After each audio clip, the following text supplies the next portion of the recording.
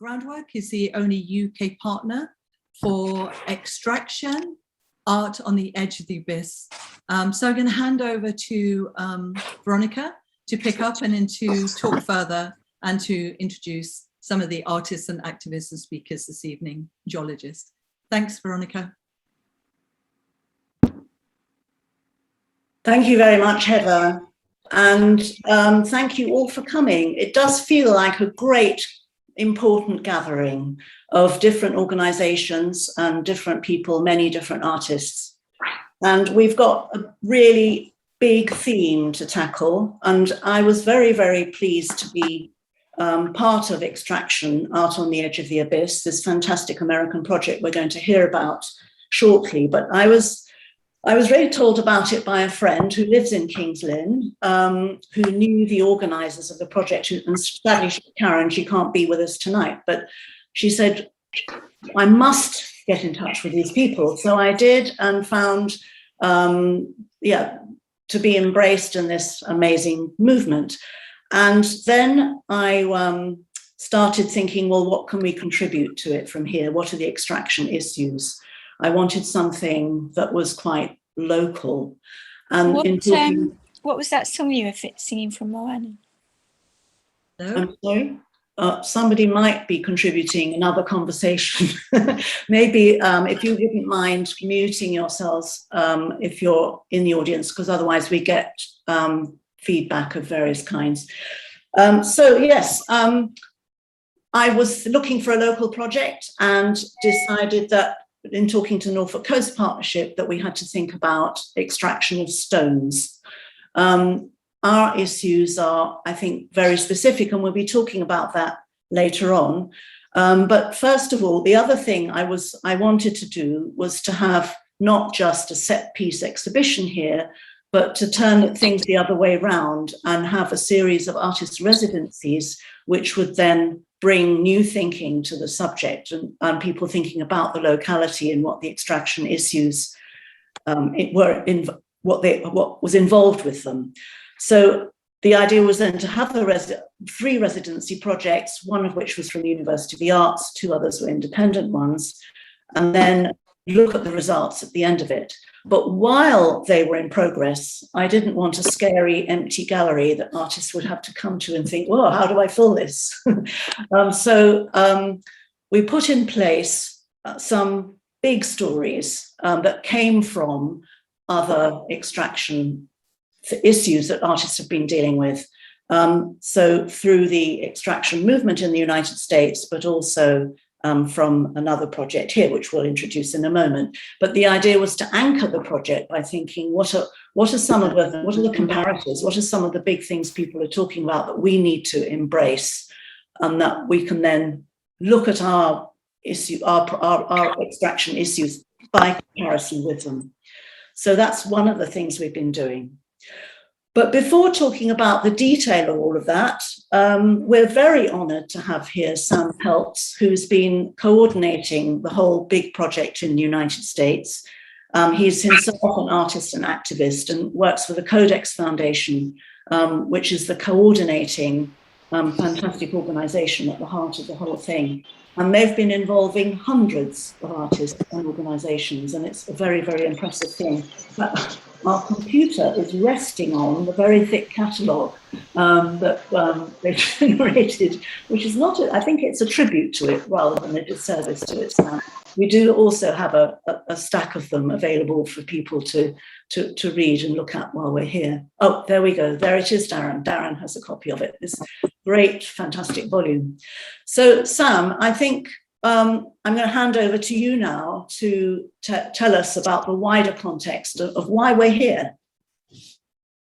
Great. Yeah, thank you so much, Veronica, and thank you as well to Heather and to Culture Declares for co-organizing this event.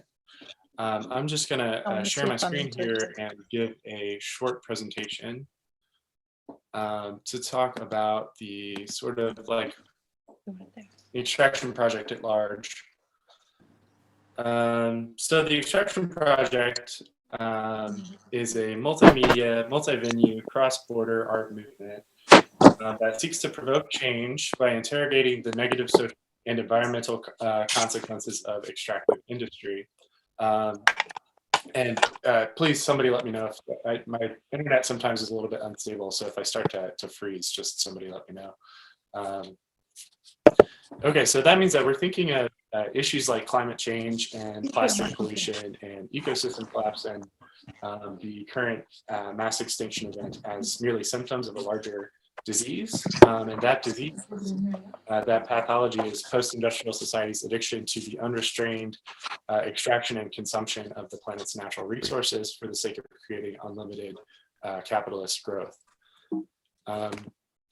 Oops, okay.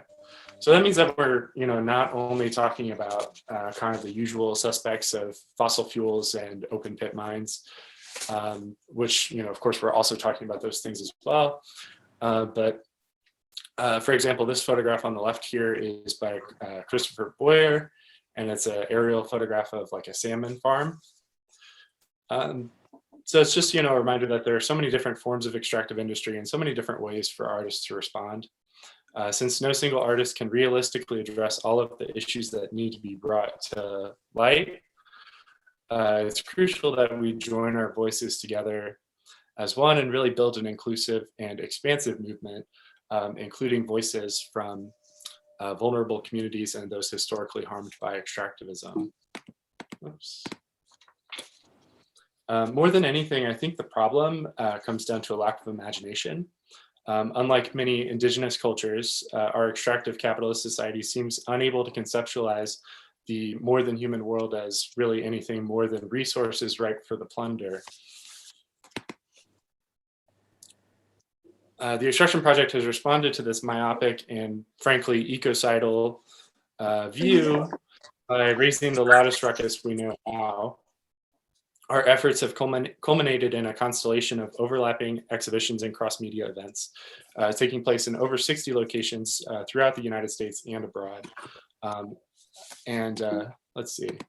Yeah, so this is our map of venues, and this is kind of out of date. There's more that have been added since this point as well. But this just kind of gives you a sense of at least, in the US, the different venues and locations where we have exhibitions and events. And, we've got that single solitary event down there in the UK as well, which we're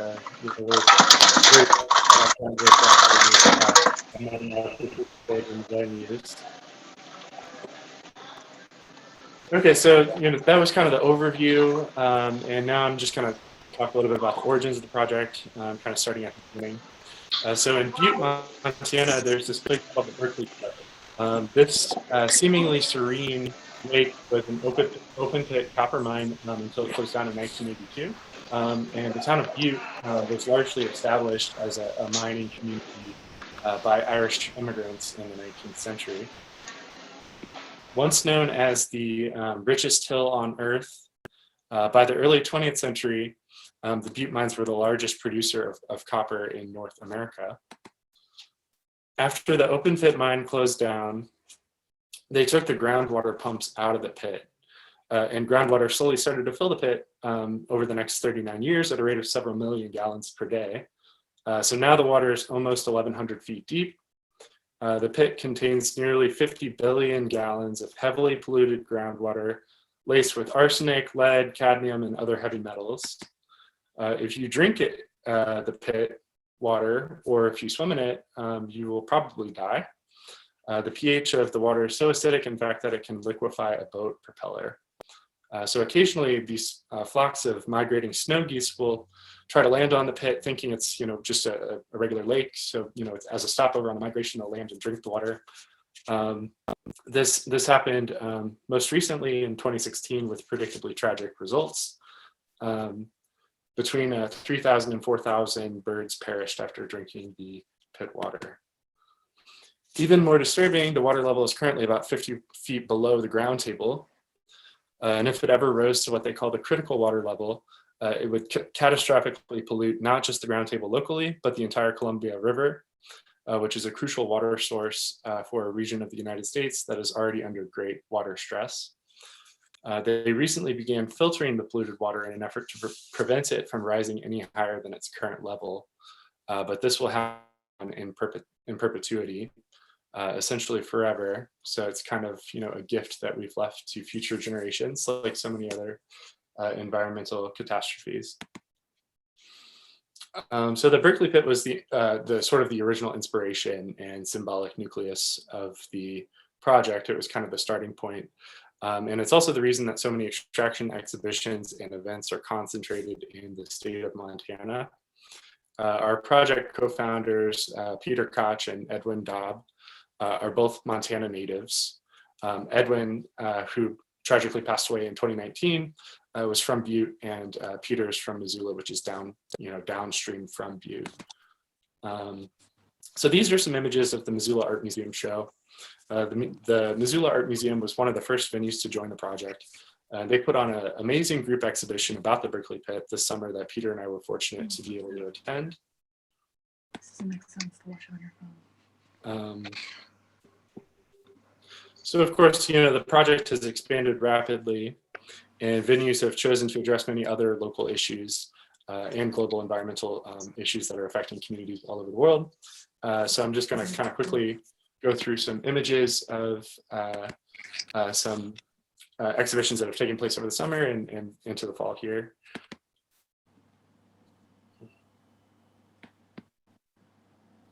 This is an exhibition in Bozeman, Montana at the Echo Arts Gallery. We had a show as well at the San Francisco Public Library.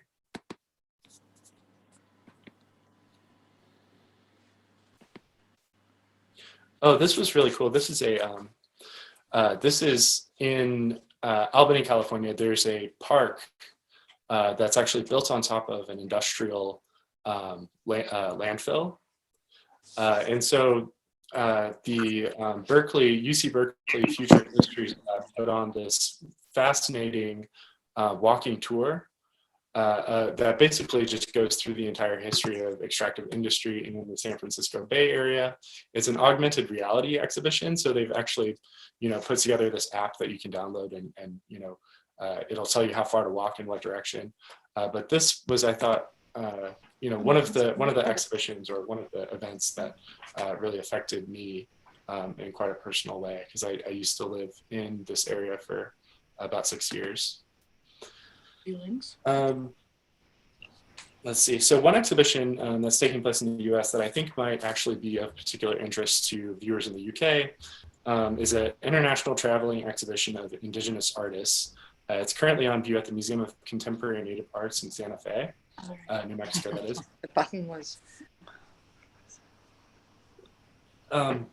So this exhibition is called Exposure, Native Art, and Political Ecology. And it documents international Indigenous artists' responses to the impacts of nuclear testing, nuclear accidents, and uranium mining on Native peoples in the environment. So, it takes the form of, drone photography and other forms of art as well. And so in the US, wait, let me just go back real quick. Or actually, this is fine. In the US, much of the focus of this exhibition centers on the extraction of uranium on the Navajo Nation, which has over 1,000 abandoned uranium mills, disposal cells, and extraction sites, causing elevated rates of cancer and radiation sickness among the communities who live on or near the reservation. So the reason I thought that, or the reason I said UK viewers might be interested in this particular exhibition is because the show also addresses the history of nuclear colonialism, specifically the effects of British nuclear testing on Aboriginal communities in Australia in the 1950s. So from a First Nations perspective, the story of Great Britain's atomic weapons testing program is the violent dislocation of many of Australia's Indigenous populations. Today, actually, Australia is still the second largest uranium country in the world. So I'm also really excited about this exhibition that's happening right now at Connecticut College. It's called Fire and Ice. This is one of the exhibitions that we have that directly addresses climate change, which is, obviously an issue that's very present in everyone's mind, and it's actually, an issue that's personally very close to my heart. And the overriding theme of this exhibition is nature's fragility in the face of untamed capitalist growth. There's actually going to be a public reception for this event this coming Saturday, which I'm also excited to attend. And that's pretty much, that's all I've got for you. But this is really kind of the tip of the iceberg in a sense. Like I said, there are over 60 shows that are happening all across the country and in multiple countries in the world as well. And since June, there have been probably on average about 20 exhibitions that are going on at any given point in time. Anyone can join our projects, and you can organize your own exhibition about issues that affect your local community. We'd love to join your voices to our growing chorus. And let's try to get more stuff happening in the UK as well. Thanks so much for your time.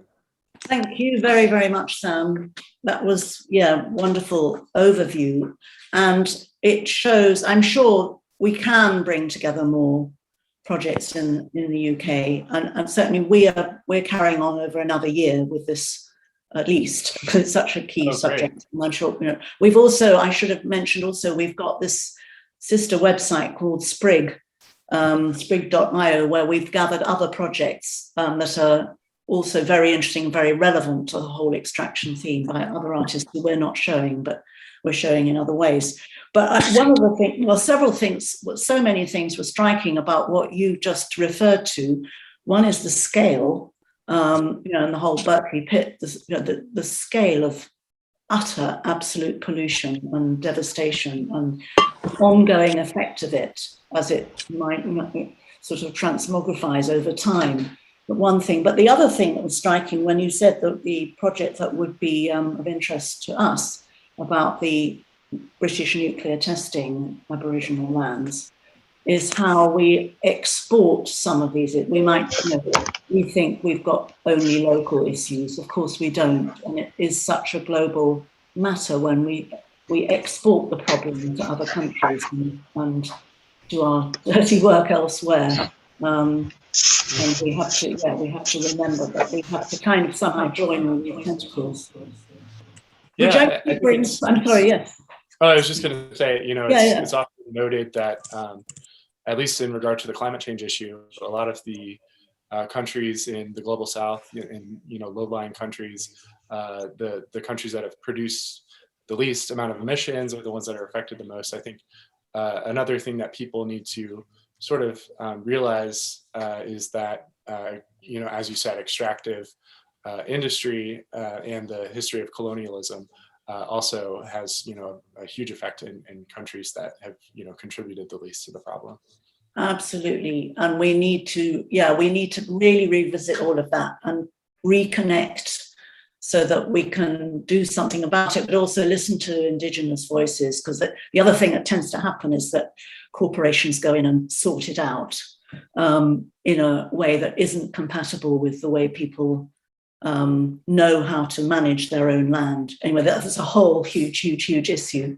But maybe there's a good chance now to go on to talk to Andres Chang, whose work is also global. So Andres came to us through the extraction project, through contacting Sam, and we're showing some of his work here that's to do with the whole ocean-based burial of CO2, which is something he knows a great deal about, and I won't say any more because you will say it much better than me. So over to you, Andres. Andres is coming to us from the United States, from New York. So great to see you. Thank you so much, Veronica. And also thanks for the presentation, Sam, and for all the work you've done with the extraction project. I think it's really important, exciting, and I appreciate the perspective you're taking, connecting it to colonialism and Indigenous land, especially. I think that that's quite important. I'm going to be sharing my screen. I don't think I have that access right now. So if one of the hosts could change the settings or make me a co-host, I think I'll be able to do so.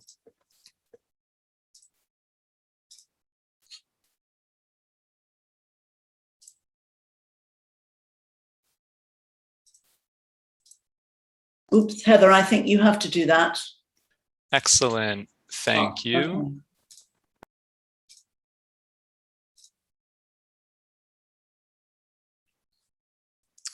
All right, so I am really excited to be talking to you all today. And as we were preparing for this event, Veronica asked us to focus on what we've learned through the process of making art and what art can help us understand about extractions. That's really the focus of what I'm going to be discussing today. Extraction is deeply intertwined with the socio-political and economic power relations that have gifted us with the climate crisis. And I think that art can give shape to these power relations, which are often very abstract and hidden out of view. When we think of extraction, we often think of coal mines, quarries, and oil fields, but extraction is also much closer to us. It's part of our laws, it's part of our behavior, it is part of our banks, and it's part of our beliefs. And one of the biggest things I've learned through this work is that extraction is pervasive, and it conceals the transformations that are really needed for us to slow down and halt the climate crisis. The works that I'm showing with GroundWork and the Extraction Project focus partly on a technology called CCS, which stands for carbon capture and storage. CCS comes from the idea that you can treat carbon dioxide, which is the main planet heating gas, like waste, and you can dispose of it safely outside of the atmosphere.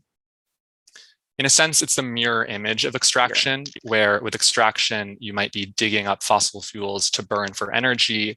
The idea of CCS is that you can either capture those emissions from fossil fuel burning and store them underground, or draw them down from the atmosphere to be stored underground. And in some cases, there have been proposals to store it in the deep ocean instead. CCS is often referred to as a transformative breakthrough climate solution, even though the technology hardly exists yet. The idea is that maybe in 10 or 20 years time, this will be part of what's needed to solve the climate crisis and to get to net zero. Through this project, I learned that the idea of CCS is actually very old, and it was thrust upon us by the same industries that are responsible for the climate crisis in the first place. With that understanding, I think there is a lot of smoke and mirrors around the idea of CCS that we really need to understand if we're going to be making positive strides toward addressing the climate crisis. The origin of this project is really that I was sitting in on a meeting in a professional capacity. I work as a climate mitigation researcher and an expert in the space. I was sitting in on a meeting, and there were some oil and gas industry representatives there who were talking about the challenges that they've faced with CCS and some of the progress that they've made to overcome those challenges. And they mentioned how upon trying to develop a CCS experiment, they realized that it was actually prohibited under an international convention called the London Convention. So they had to revise that set of international laws. So the London Convention was actually established in 1977. It aims to prevent ocean-based pollution by limiting what can be dumped out at sea, which at the time was a very big problem and continues to be an important issue. But the history of this convention is very tied in to the story of CCS. There have been efforts to overturn the regulatory elements of this treaty since the 90s, and most of those efforts have been tied to CCS as a technology and other proposed approaches that supposedly are part of the solution to the climate crisis. To me, this made clear that extractivist governments and corporations really position extraction as an immutable necessity, one that really takes precedent over the environment and over this kind of law. The fact that this solution really arose from a place of illegality over any of the solutions that we knew also could have worked, like improving energy efficiency and changing the way we live to be consuming less energy and just consuming less, period. I've come to believe that CCS was never really intended to save the climate, but mostly to distract us. That's not to say that it can't play a small role in what's needed moving forward, but we really do need to grapple with its history and grapple with how it's involved with the power relations and extractivist corporations and governments that have essentially used it as a distraction from the sorts of changes that are really needed. So I'm going to go through some of these drawings now and mention how they address the issue for the next couple of minutes. So the full set of drawings, and there are 9 of them, covers a timeline from the signing of the London Convention in 1977 all the way to the near present, and efforts to continue developing CCS as a climate change solution in the near present day.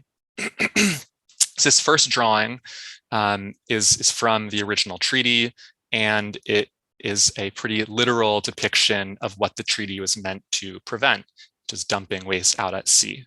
And as the series of drawings goes on, the subject matter of the images becomes a little bit more associative, a little bit more spread out, not just focused on the site of extraction, but all of the kinds of things that extraction touches, the different people who might be involved with it, and some of the images that come into my head when I think about extraction and when I think about the climate crisis that's unfolding before us. You can see how it links to fossil fuel infrastructure and much more. It's of course worth noting that there's a lot of text in these as well. There is annotation on the actual pages of these meeting documents, and some of these are meeting notes as well, and studies about the London Convention.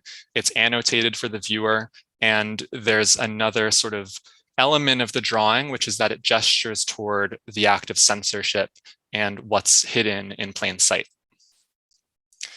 This page from one amendment to the London Convention is from 2006, so nearly 30 years after the London Convention was originally signed. The page outlines that the climate crisis is so dangerous to oceans that we need to weaken the London Convention to allow the ocean to be used as a site where CO2 can then be stored deep underground.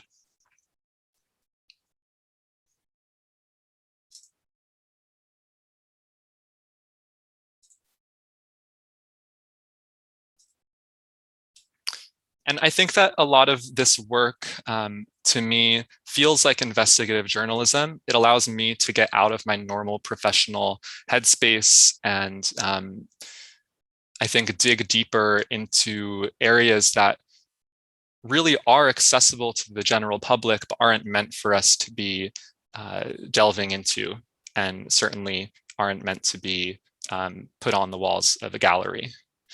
One of the things that I like to think about a lot is a term called evidentiary realism, phrased by the artist Paulo Sirio, which is used to describe artwork that pulls from around us and provides evidence or artifacts of the complex systems, networks, and dynamics that give shape to the world.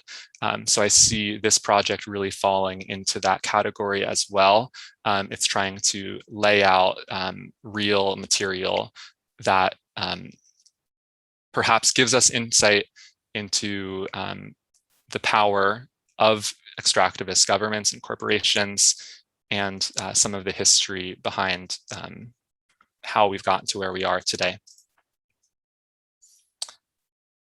So I'm really excited to be showing these at GroundWork Gallery. I think that art certainly is a critical step in raising our awareness. And when we think of extraction, or at least when I think of extraction, I think of more than pulling minerals out of the ground, but with CCS and some of the other proposed solutions to the climate crisis, we should think about those in the same frame that we think about extraction. Think about how they relate to extractivist forces and institutions that are already around us, so that we can really start to make the more transformational changes that are needed. I would be remiss if I didn't mention what some of those are. I think we need very strong regulation. We need to reverse capital accumulation and decolonize our economies. This work is more focused on tracing history, but art also has such an important role to play in describing alternative visions of society and futures. And I really look forward to seeing more of that. Thank you. Thank you very much, Andres. And it's a privilege to be showing your work, and it is causing a lot of interest. People are talking about it. And I guess one of the frustrations of having an exhibition on for such a short time is that we're beginning to see the scale of what's needed in order to implement some of act on some of the issues you've raised aptly. And we need to think about who needs to be listening to us.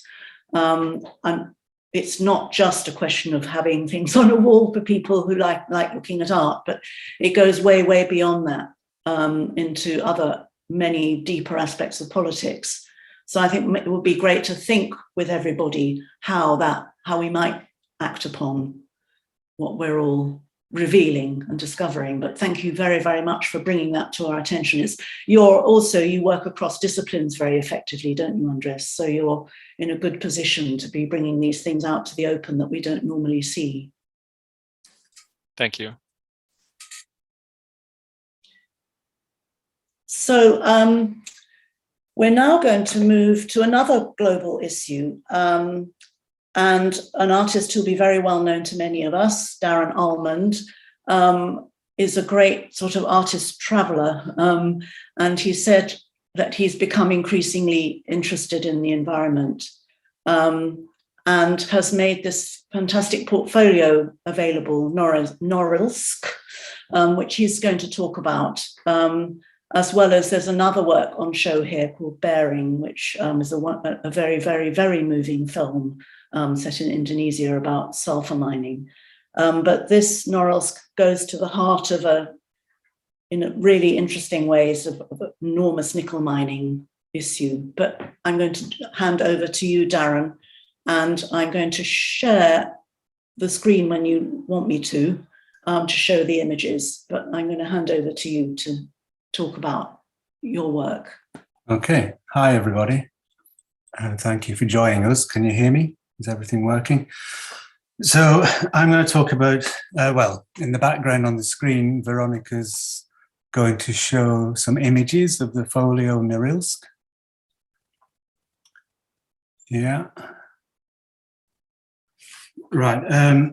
But before I get to this folio of photographs that are on show at GroundWorks, I'd like to just give you a bit of background in how I found myself in Norilsk. In 2002, I was invited by a charity called 2041, which is a charity set up by Robert Swan with the intention of cleaning up the beaches of Antarctica. So in order to get to Siberia, I first started in the South Pole in order to get to the North Pole. So I was invited to go along to Antarctica, and I spent a month on this small sailboat, which had been purchased by the charity 2041.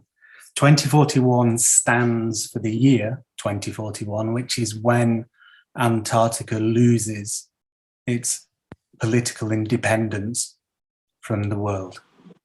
So in 2041, there is going to be a huge fight and struggle to lay claim for an island, a landmass that is the size of Australia. It's basically going to be the birth of a new continent, which is rich in all kinds of minerals, which people will still be interested in then. So it was... the whole experience of being down on the ice and being in this kind of whitewash of abstraction really did have a very strong effect upon me. It really forced me to start to investigate or to include in my work or my practice something that tended towards an ecological, that gave some kind of ecological parameters.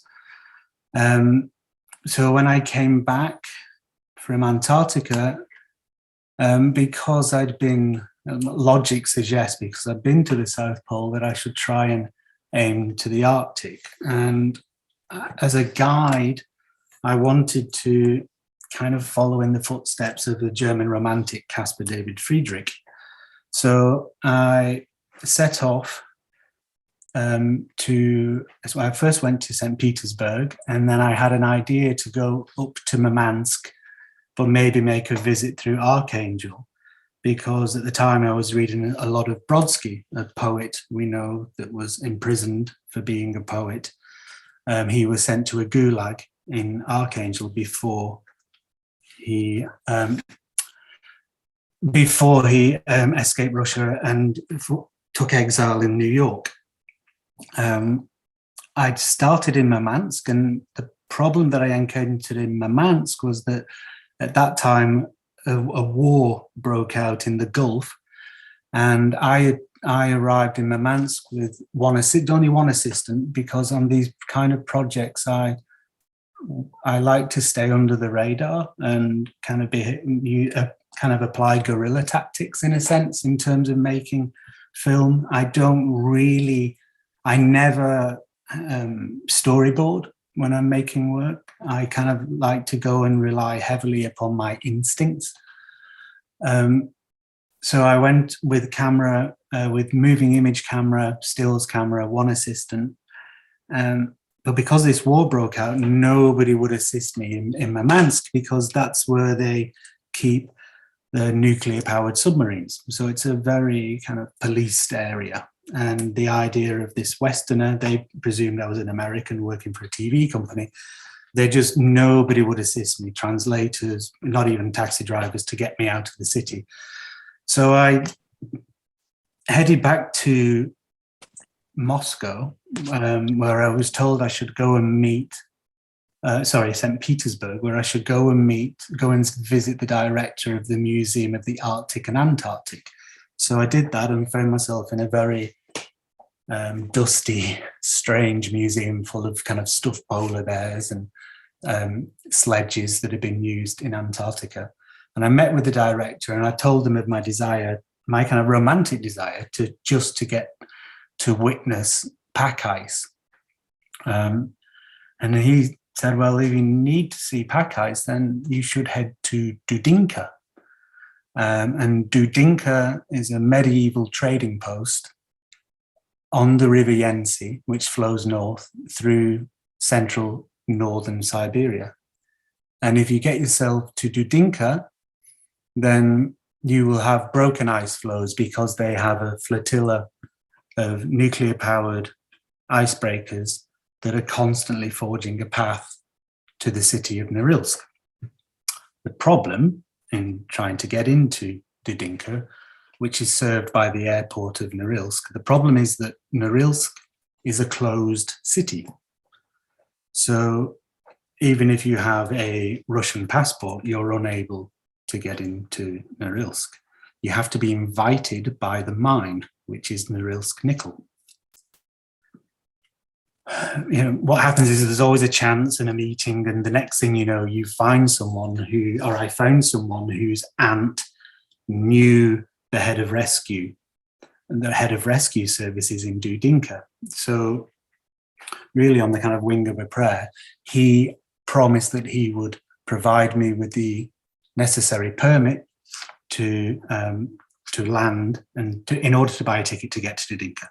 So I flew to Dudinka, and which is it's kind of 5-hour flight northeast from Moscow. So you're up in the Arctic Circle. If you were to fly from London to Japan, halfway through your flight, it's kind of 6 hours in, you look out over the window and you've been flying over the Arctic wastelands for hours, and you only ever see one light, and that's the light of Norilsk, the city of Norilsk. So I landed in Norilsk airport, but I went to Dudinka, to the harbour, the port town on the river, and I spent my time there. I was invited and well looked after, and I spent my time travelling. The head of rescue gave me a driver and a tank, a Caterpillar, and I could drive out with him on the frozen river and drive north up to the Kara Sea. And I was searching for my kind of Caspar David Friedrich moment. I made a small video at the time at night, because I deliberately went in February, which was when you have the 24-hour darkness. And I shot in night vision a piece called Arctic Pull, which is myself pulling the camera and sled across the frozen sea, frozen ocean, the microphones of which are on the sled. And the temperature at the time was about -40, but with a wind chill on top. And the reason I say that is not for dramatic effect, even though it was quite a dramatic evening. The reason is that when it's that cold, there's no moisture in the atmosphere. All the moisture's fallen, frozen and fallen out of the atmosphere. So you get this very dry, it's almost like fingernails scraping across a blackboard. You get this kind of very dry and loud screeching of the aluminium runners or aluminum runners of the sled being dragged across the ice. And I'm tethered off in the distance, entering this kind of abstract abyss, but tethered to the viewer. So I'm taking you into this emptiness. So this piece was, and I walk and walk until I've run out of stamina and I collapse. And that's the end of the piece. It's a very linear piece. I felt quite good about this. It was a nice feeling and then it was an extraordinary experience. And then I was leaving. Now this is when things started to happen, because this was my first visit of about 12 visits that I ended up making to Norilsk over the course of 8 years. These images that are flying by and scuttling by were made on following visits. As I was leaving Dudinka and being driven by a taxi to the airport, because there's just one road that connects Dudinka to Norilsk, I could see these endless forests of what looked like burnt trees, and there are also, but then we passed this broken railway bridge, which is some of the image you can see. And this was a little curious because I couldn't work out where the timbers for the trees came from, because all the trees, where the timbers for the bridge came from, because all the trees that surrounded me just seemed too frail and they looked like they'd been burnt. They didn't have anywhere near the size needed to make such a bridge. So I asked the driver about this railway bridge and its history. And he then told me that, oh, well, this is a kind of silent monument to the men and women that died building the railway that connected Dudinka to Norilsk. To Norilsk. That's when I started to find out about Norilsk. So Norilsk, formerly Norilag, was a gulag set up by Stalin, and in the 30s. And since its inception, Norilsk has been the largest producer of nickel on the planet, so much so that it controls the price of nickel on a global scale. The trees that you see that surround the city of Norilsk for thousands of square kilometers, the incongruous thing is that they're surrounded by snow they're in permafrost for 10 months of the year, and temperatures that drop down to -70. But what happens is there's so much sulphur pumped into the atmosphere from the smelting plants in the process of harvesting the nickel that all the trees are basically strangled to death. So a bit like when a climber gets frostbite and there's no longer oxygen to his fingers, they kind of go black. This is what happened to these trees. With the wind chill, they appear to be burnt. So they look like there's been a forest fire, but in a landscape that's too cold for fire. This I found kind of rather startling. So then I proceeded to make more trips back to Norilsk, and I started to forge relationships with a museum in Norilsk and with the kind of cultural attaché of the mine, and I spent quite a few years just slowly getting further and further into the belly of this enormous nickel mine.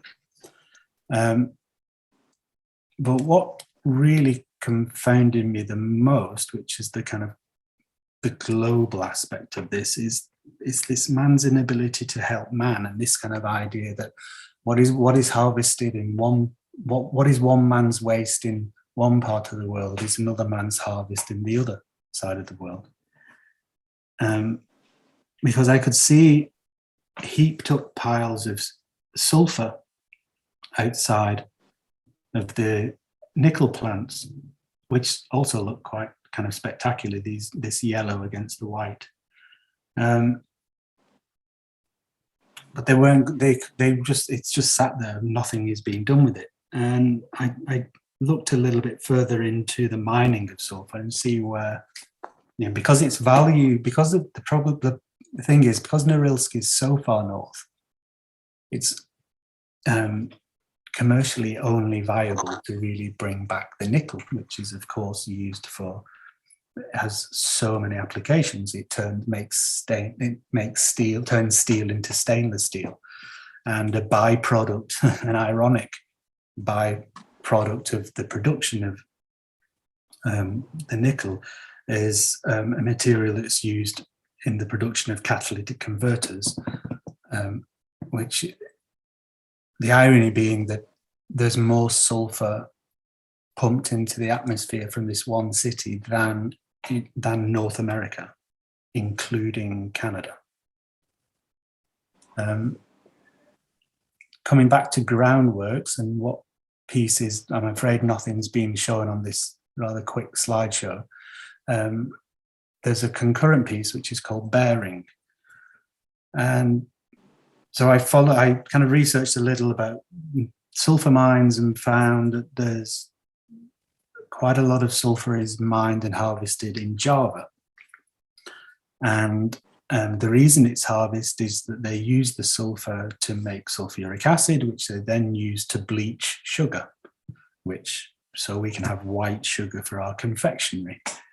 The thing is, the conditions for the miners, because they harvest it with their bare hands inside of active volcanoes. The Eden volcano is the volcano that I visited, and I went armed again in just one assistant, guerrilla style, with my cameras. I have some heritage. I come from a family of coal miners, and I'd seen a documentary about these miners by a guy called Michael Glaudagger, an Austrian filmmaker. And it's called Working Man's Death. And there's a part in the film where there seems to be a misrepresentation or mistranslation of what the miner from the volcano is saying. I think he's more joking to the camera in saying that if he didn't do this job, then he would just be kind of causing fights in local bars, things like this. But this was kind of put across as a kind of very serious proposition from this guy, but I kind of knew he was joking. Anyway, I kind of wanted to go back and kind of reclaim the dignity of this miner. So I went to hunt to try and find the same miner, but I couldn't, and I ended up finding this other miner called Husni. Husni was in his late 30s. He was 42.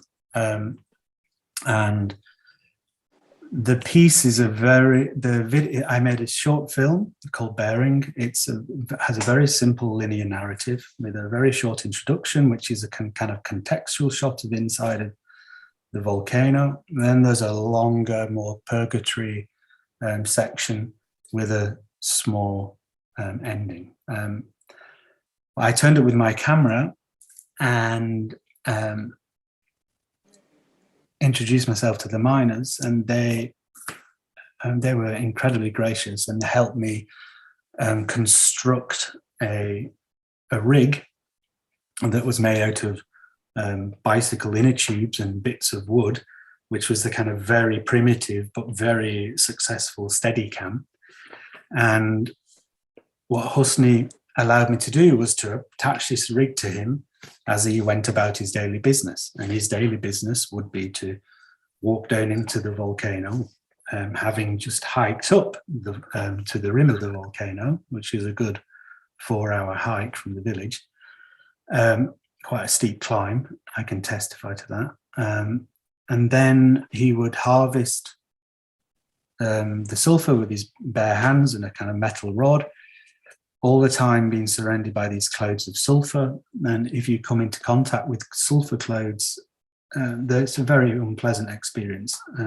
I was working there for 3 days, only 3 days. And by the end of it, because of the lack of breathing apparatus and the fact that sulphur, when it comes into contact with water, turns into sulfuric acid immediately, your eyes burn. But by the end of the 3 days, my lungs were bleeding. All they have in terms of respiratory equipment is a piece of cloth. Anyway, back to the piece. So Husni took on the camera, and what was kind of nice back then is that the depth of field of digital photography or video moving image cameras have changed so much in that you could get a camera actually quite close. So you have this kind of one take, and it was important that it was one take. It was one take of one man carrying his harvest. Oh, what's happened? Out of the volcano. The slideshow seems to have ended. And he carries, I saw, because after they've climbed out of the volcano, they then have to go and weigh and measure the harvest, and they have their own set of scales because they don't trust the sugar plantations in terms of weighing the load. And I saw one guy had carried 115 kilograms of sulphur out on his back, which is an immense weight. It's a lot more than my body weight. And they get paid dollars. I mean, it's literally, $5 a week for this work, which means that their life expectancy is approximately 35. And that's because of the constant intake of sulphur. The life expectancy in Norilsk is 10 years below the national average of Russia. Back in Norilsk, you have a very proud workforce because they're working in extreme conditions, because it does go down to -70. And they get paid more than the national average, but they also die 10 years earlier. But they're incredibly proud. They're aware of their heritage, but the city shouldn't really exist. This is the kind of strange thing, because it really is at the edges of man's so-called experience. Really, it's a very difficult landscape to exist in. There were times when I was there when it dropped to approaching -50, but with a wind chill, the liquid in my eyeballs froze and my vision became kind of fixed. And this is something that I'm kind of fascinated by. I mean, there's a whole political encampment behind that, but there's also there's this persecution of the working man that takes place and has done for centuries. And that's how I'm kind of connected to extraction. There is obviously the global impact of what's happening climatically, but there's also this hidden workforce that have been persecuted for centuries. And thank you, Darren. What's also remarkable about what you've just told us about is the risks, the risk of the artist undertaking and going to these places, taking in the pollution yourself and joining with it over a considerable length of time. Well, the thing is that I'm now not allowed in Norilsk. So the last time I was in Norilsk, I mean, I'd managed to talk myself onto an atomic-powered icebreaker. And because when I was there, that's the only way I could get a constant tracking shot of the ice, because this was pre-drone technology. And I'd been on this icebreaker for 12 days and I'd come back, and when I disembarked, I wasn't allowed to check into the hotel. then I wasn't allowed into the city. And then I'm not allowed back into Norilsk because of the slant of the work that's made, the way that the work's interpreted back in the UK. I used to, whether it was foolishly, I used to kind of drop the card of working for the BBC. And that would somehow open doorways and not really get questioned too much. But I was asked to be, I was interviewed by the KVD, whatever they're called, the kind of modern day KGB. I was interviewed on my last visit and asked questions like, where are you educated? And where did you get educated? You know, the guy thought I was a spy, I think, but he was quite young and naive. And I have nothing wrong with being young and naive. However, 6 months later, my interpreter, who lives in St. Petersburg, when she was putting the key into the lock of her door, she sensed something, turned around, and it was the same guy. And he'd been following her for 6 months back to St. Petersburg. However, he probably used that as a way to escape from Norilsk. So there are all these kind of complex narratives that take place in and around these places of these catastrophic places, basically. Yeah, frightening. Yeah. Well, thank you very much indeed, Darren. That was a really moving and wonderful story, and the work itself is very moving. I'm sorry we didn't show Bearing, but it would have meant we'd had to see the whole thing. You just have to come here to see it. That's all. Yeah. They've got another few days. I'm sure we can somehow connect it to extraction and maybe be seen that way. That would be good. We'll talk about that. Yeah. So we need to move on now. Thank you very much indeed. We need to move on now and talk about our local extraction project.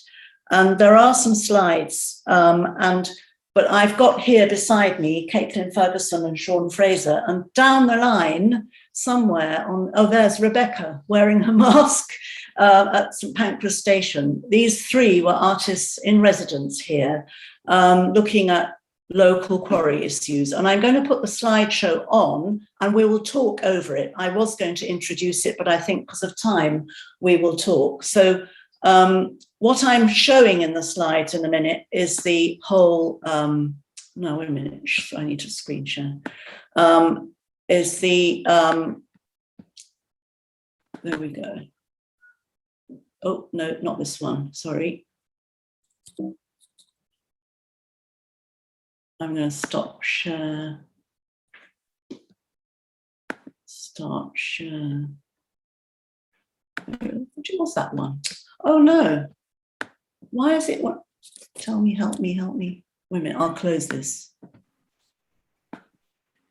What do you need, Veronica? I'm going for the other PowerPoint that was behind this one that I was clicking on, which is here.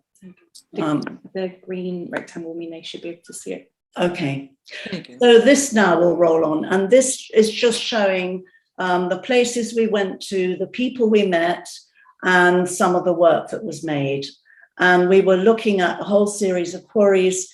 We were funded by Norfolk Coast Partnership. We worked with Like Minds Norfolk and Ian Brownlee as artist, which is a mental health charity. We were filmed by Callum Hunter. This is Tim Holt-Wilson, who you'll hear from later. We went to we were helped by, there's Callum. We were assisted by, this is Peter Lemon, who owns Middleton Aggregates, who helped us a lot in talking to us. So a lot of the quarry managers, there's Rebecca. We went to Sibelco, there's Kaitlin. We went to Sibelco, which is a big silica sand quarry, West Norfolk Lime at Hillington, Needham Chalks, David George, there's Shaun. So what I'm going to do is ask first, well, each artist to talk about the experience they had and the work they made and basically what they made of it, and what an artist can contribute, thinking about being thrown at the deep end in this kind of subject. So first of all, I'm going to hand over to Kaitlin to talk to you about her experience. Thank you. So I guess going into this project, I already had a keen interest in this area. My work explores deep time, the idea of kind of looking at time across sort of the history of the planet, but also kind of thinking of what our deep future will be as well. And at the same time, I'm also exploring scale as another means to kind of look at this issue. So really, I'm really interested in geology and also the idea of the Anthropocene, which we're now sort of tripping into. So coming into this residency, I decided it would be best if I had a sort of sub-focus. So I looked really at flint and chalk in particular, because I already had an interest in how those materials are produced, but also there's a real link to the history and the culture of this area of those materials. So over the residency, I ended up going to 6 quarries and 1 prehistoric flint mine. And from there, I was able to grasp the 5,000 years worth of timescale where people in this area have been entangled with these materials. And as I kind of went into these quarries, I actually was struck by just the complexity of this issue. I went in thinking it was going to be really completely negative, but actually hearing the personal stories of, and I'm sure you guys would agree, like meeting the people behind these industries allowed me to understand the sort of depth of how it connects not just with the landscape, but also across the local area and the communities that are connected to these places, as well as sits within a global issue. And also I kind of learned the dependency we have on these materials. It's not as simple as we can say these industries suddenly need to change, because the houses we live in, the roads we drive on, the food we eat through agriculture, all of those are connected to the materials that we're looking at. And as demand increases, we need to find a way of sustainably connecting with these materials and their restoration. And I guess that's the sort of last thing, and where the work I've created has come from is an artist book I've made. And I would say the title kind of connects all the work that I've made, is this idea of geologic glitches, thinking what will these landscapes look like in the future when we look through the strata, and these quarries are intersections of the Anthropocene in the layers of the earth. And also kind of looking at the way that waste has a relationship with these quarries. One in particular, Middleton's, that we visited, as part of the legacy of the quarry afterlife, is now used as a landfill. And so there's a whole different entanglement and conversation to be had about waste and quarries, and where waste is coming from, and the fact that there's never really an away with waste, is that it's just going somewhere else. So the work I've made is kind of developing using waste from one of the quarries. So I'm kind of developing a set of biomaterials, which are degradable, sustainable materials that I'm using, waste from a local chalk quarry, and also creating bioplastic with food waste, just as a way to critique and also kind of look at that entanglement of waste in these areas in more detail. And that's one of the bioplastic pieces there. So I make the bioplastic myself, can grow it a bit like a kombucha kind of thing, and then the waste chalk pieces take this super fine chalk and then put imprint poetic text into them. So yeah, I think that probably covers my experience. Thank you, Kaitlin. I mean, we learned all sorts of practical things from the quarries as well. So Peter Lemon here told us that every house has 200 tons of aggregates in it, which was quite a shocking statistic. But I mean, he was a very responsible quarry manager, but I don't know how exceptional he is, but we'll come on to talk about that sort of thing maybe. So over to you, Shaun, if you would like to say something about what you encountered. Yeah. So I'm Shaun Fraser. I'm a sculptor and visual artist based in the north of Scotland, working across different media, but I suppose mostly bronze and glass casting. And a lot of my work deals with links to landscape and connections with place. And one of the things that I often do is incorporate organic matter and oxides into my casting process. And one of the materials that I very often work with is peat, turf. But considering this and how this is linked to the traditional rhythms of the Gaeltacht, the Scottish Highlands and Islands. So I've always kind of worked in this way, and very curious about it. So when GroundWork proposed that I link in with the extraction project, it was a really exciting project to undertake. And I suppose what excited me most about it was considering how this sort of manifests itself in different localities and with different materials and minerals. And I've always been very interested in the notion of landscape as a sort of skin, as a sort of palimpsest, and how that reveals itself and layers of past events. And I suppose looking forward, what I was doing with the drawings that I was developing while undertaking the project, thinking about looking forward and how these sites eventually do get reused, how they hopefully eventually heal, and what this process will look like. When you were looking at silica sand in particular, weren't you? Because you're a glass maker, and there's some glass to come from the material that you collected. So like Kaitlin, you were also beginning to think about using, and your drawings, you used the actual earth taken from the site, to make them. So there was a kind of involvement of the hand, as it were, as well as the brain in what you were doing. I think there will be sort of two strands to the work that's eventually developed. So we got the drawings, which is kind of me thinking out loud, and then there'll be an eventual glass series. It's just that the glass takes a little bit of time for the process. Thank you, Shaun. And so the third artist, Rebecca Faulkner, came through the University of the Arts London, and she came through a rigorous selection process. The offer was open to any artist in the whole family of organisations that make up the University of the Arts, and so she was selected. And Rebecca, are you there? I am. Yes. Can you hear me? Yes. Great. I'll speak through my mask so people don't look at me strangely. Hello, I'm Rebecca. I'm currently sitting in St Pancras Station, which is a strange experience to be doing this talk.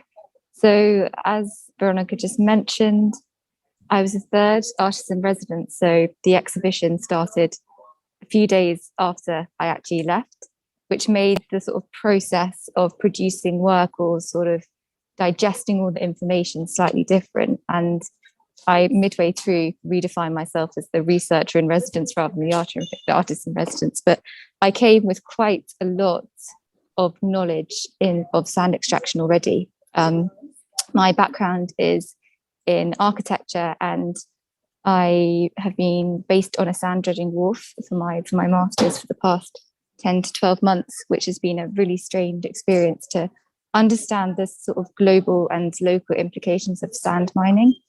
So I thought it'd be really amazing to relocate that knowledge in Norfolk, because most of my knowledge had been about marine dredged aggregates rather than land quarried aggregates and sand. And as Kaitlin said, what was quite fascinating was that you were expecting to find these scars on the landscape.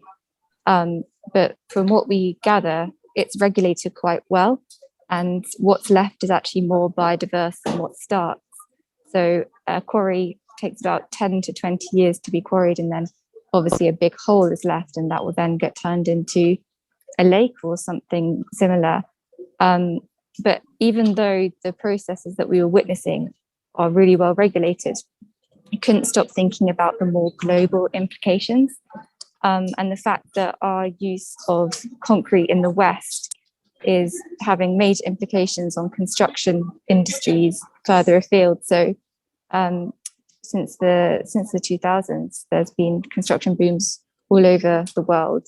And because we've used concrete so much and it's so readily available, it's the go-to material. It's super cheap and it's super easy to use. You don't need any qualifications to mix concrete and pour it. But it's being, what's happening is that land is being exploited, but also people are being exploited with looser laws and less privileged systems.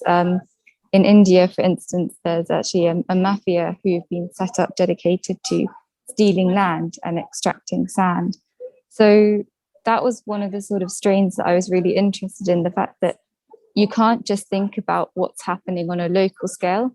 yes, what's happening in Norfolk seems to be regulated well, and it doesn't seem to be causing too much of an issue in terms of exploitation, but it has repercussions on a much bigger network.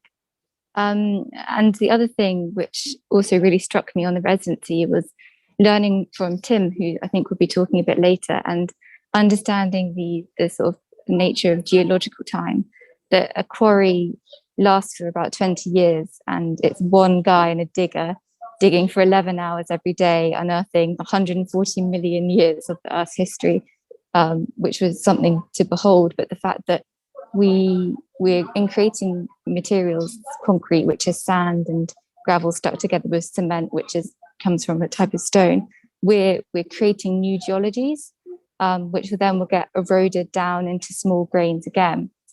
And like Kaitlin was saying, it's this sort of Anthropocenic level or Anthropocenic time where we're kind of tipping the balance, and the chemical makeup is changing. And I think that's what I find very fascinating, that we always think of these materials in our built environment as being inert, but they are actually living and breathing, and their chemical composition is changing. One of the samples I took from the clay pit at Middleton Aggregates was condensing a few hours later, and this idea of revealing the invisible processes which make up the city is kind of what I came to the residency with, and what I've tried to show through some of my research, which is in the gallery. That's probably enough from me. Thank you very much, Rebecca, and for asking those deeper questions of the material and the context. And yet we were looking locally, but it was interesting that it encouraged you to think about the wider global context and you know, what are the implications of our desire to build. Just now, you mentioned Tim. Tim has something to say that is very pertinent to the wider thinking and the deeper thinking and the longer term thinking. Tim Holt-Wilson is a geologist who advised all of us and inspired all of us throughout this whole program. And we learned a great deal from him about the age, the absolute staggeringly enormously long age of the materials we were looking at and willy-nilly just throwing into the basement of our houses. So Tim, would you like to come forward and say your piece? Can everybody hear me? Yeah, well, thank you very much for inviting me to contribute to Extraction at the Edge. My background's in Earth Heritage conservation in the east of England. I was wondering if I could share the picture insatiable. Would you mind if I did that? No, Tim, I think just your statement would be great, because it's complicated getting out of this. That's not a problem, no. I mean, I've got some questions that I'd like to share this evening. I think, starting, in what way are mineral extraction companies continuing a business as usual approach and externalizing their costs in a damaging way? We saw that at in Montana, an example, classic example of that. But also, in what way are they taking on board environmental protections and the reality of our need to move towards a steady state economy? In what way are the mineral companies fueling further economic growth? And I think geologists have a part to play in that. But also, in what way are they assisting a shift towards true sustainability and environmental enhancements? And we've touched on that as well this evening. These geological materials are inert participants in these processes, but they're very much central to the challenge of achieving global sustainability, as Rebecca pointed out. So which of the materials are being extracted locally is an interesting question that we've been looking at, and what new pathways are they taking as materials? And of course, what is the long-term legacy of this extraction? I think these questions are definitely worth asking, We understand that these geological materials are central to our ongoing activity, which is busy rebuilding Earth as what we might call second nature. In other words, in the Anthropocene epoch, we're remodeling our Earth heritage by replacing natural with human systems. The Earth now bears an indelible human imprint in the geological record. Yeah. Thank you. Is that? Thank you. Thank you, Tim. I'm going to stop the thing now. Thank you, Tim, for putting those deep questions. I think what we've revealed is how much more there is to think about. The research is ongoing and the questions have to be asked. And I suppose ending with a series of questions is in a way better than ending with a series of answers, because we need to carry on asking those questions together and putting them more and more widely. I wonder if I can hand over to you now, Heather, to pick up on any broader, yeah. Well, I mean, this is an invitation for anybody who may have questions. You could either just put your question into chat. We've got about sort of 6-7 minutes for that, yeah. So it'd be fantastic. Or you can use the little device to put the hand up, and I can unmute you and bring you into the conversation.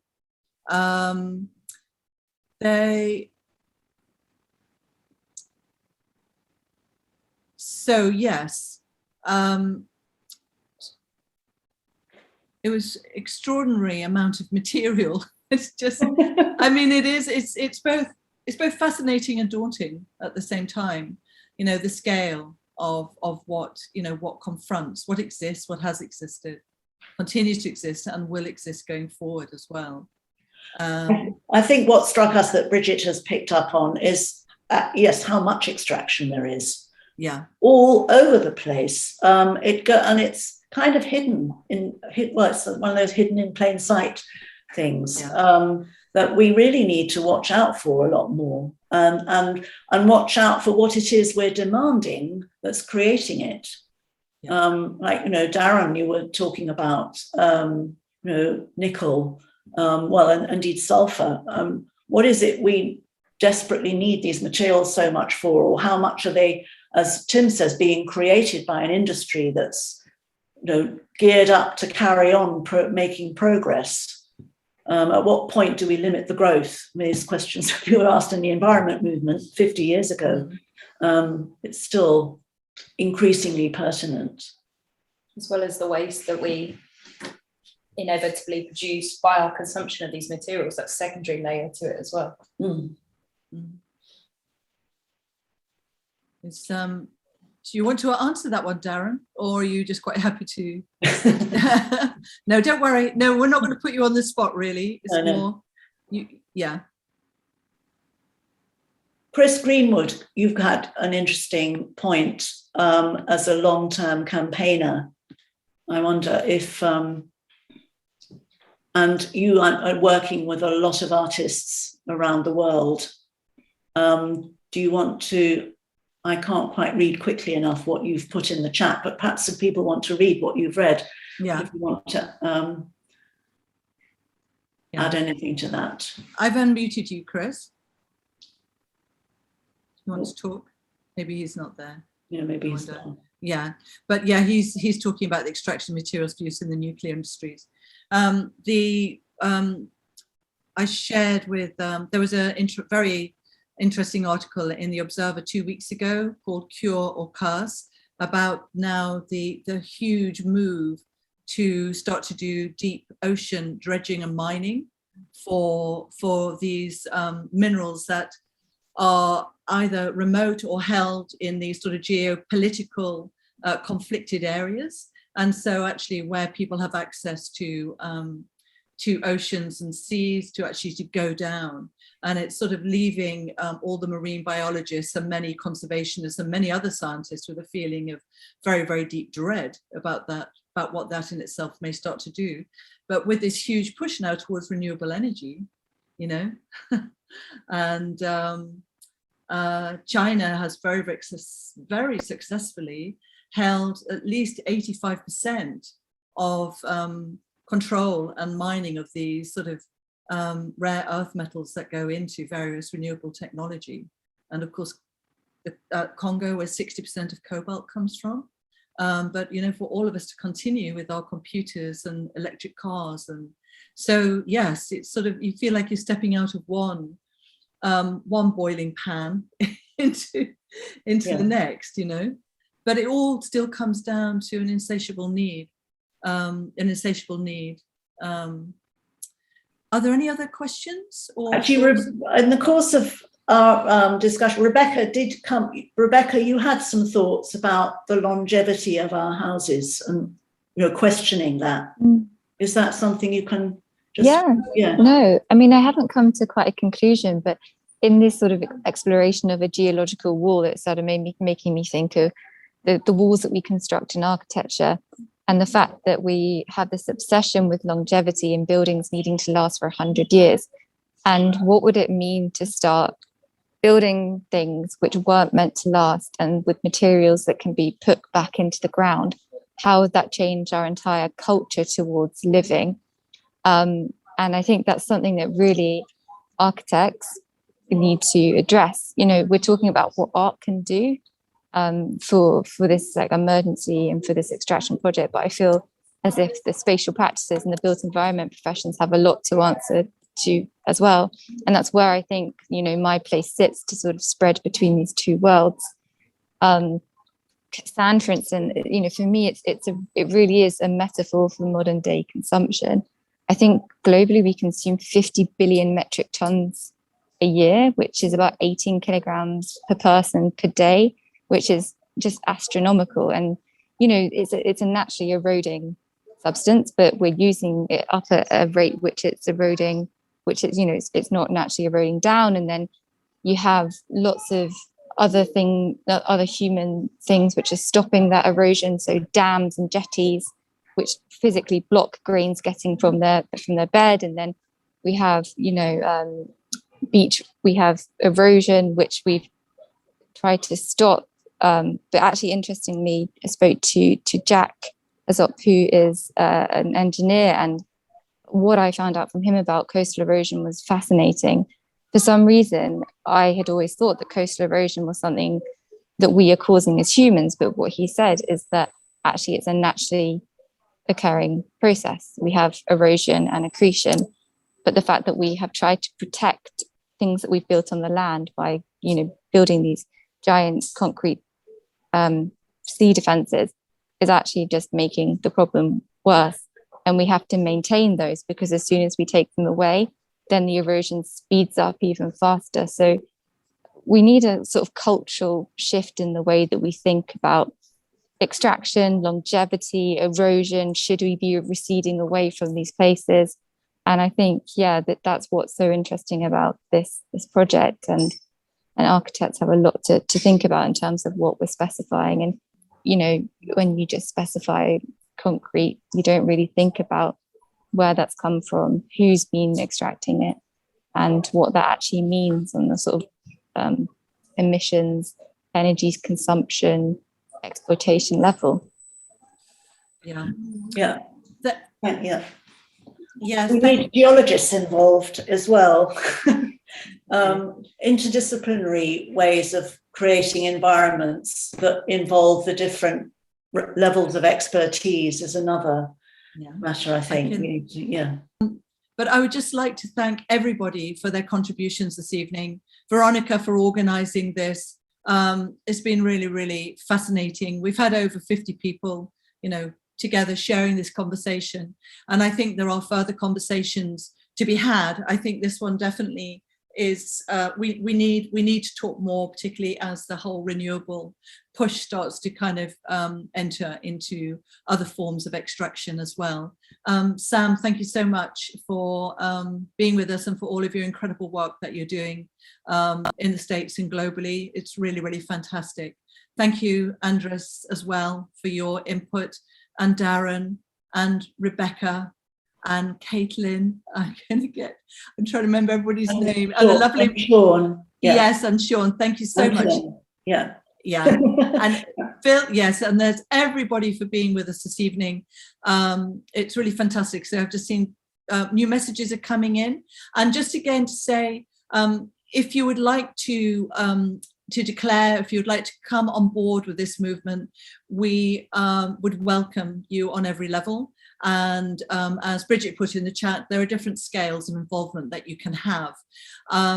So the offer is a monthly happening. The next one is scheduled for the 28th of October. And we will be sharing updates on that later as well. And I think Culture Declares an Emergency will have a 2-hour slot at Frieze Art Fair as well on September the 16th between 3 and 5 p.m. should anybody be going to the art fair. But yes, thank you very much on behalf of all the declarers at Culture Declares Emergency. Big thanks to Veronica for coordinating and organising this. To you all, thank you so much.